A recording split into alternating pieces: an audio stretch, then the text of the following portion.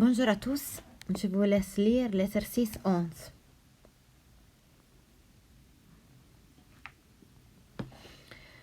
Donc, dans cet exercice, on peut vraiment imaginer la situation et commencer à réfléchir à quel est les points 1 et les points 2 qu'on va choisir. Dans cet exercice, il y a un coefficient de frottement. Donc, ça veut dire qu'on va tenir en compte de la conservation de l'énergie totale parce qu'on ne peut pas négliger le frottement.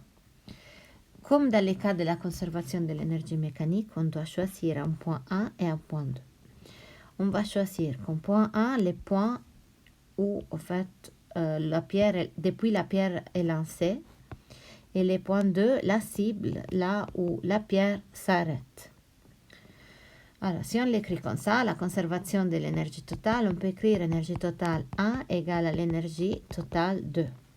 L'énergie totale, c'est l'énergie mécanique 1 plus l'énergie d'un moteur éventuel, égale à l'énergie mécanique au point 2 plus l'énergie qu'on a dissipée en frottement.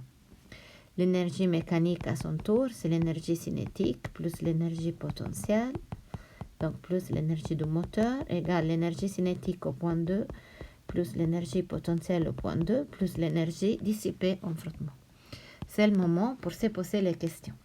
Est-ce qu'au moment 1, au moment où la pierre est lancée, est-ce qu'elle a de l'énergie cinétique? Oui, on cherche justement la vitesse à ce moment-là. Est-ce qu'elle a de l'énergie potentielle? Tout se passe de façon horizontale, on peut poser l'énergie potentielle égale à 0 à ce niveau-là. Est-ce qu'il y a un moteur?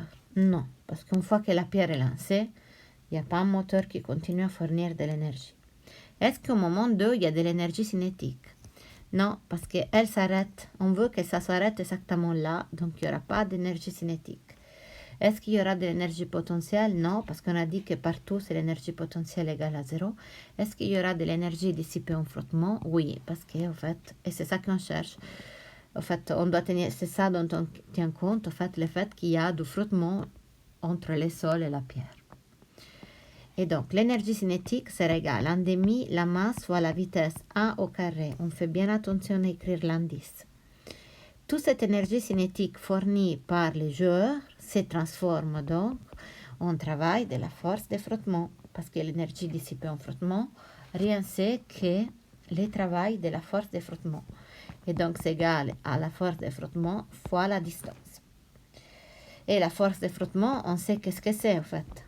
C'est égal à mu fois la force normale. Et dans ce cas-là horizontal, donc c'est égal à mu fois la force de pesanteur. Donc je réécris 1,5 m V1 au carré égale à mu mg. Vous remarquez que dans cette situation-là, on n'a pas besoin de connaître la masse. On peut chercher la vitesse. V1 au carré égale à 2 mu g. Et donc V1, ce qu'on cherche, égale à la racine de 2 mu g, égale à la racine de 2 fois 0,01 fois 9,81. Et on trouve 2,358 mètres par seconde. Et donc, on peut arrondir à 2,36 mètres par seconde. Si la pierre a cette vitesse au moment d'être lancée par l'athlète, en tenant compte du frottement, elle va s'arrêter exactement sur la cible. Grâce à la conservation de l'énergie totale, on peut faire des prévisions.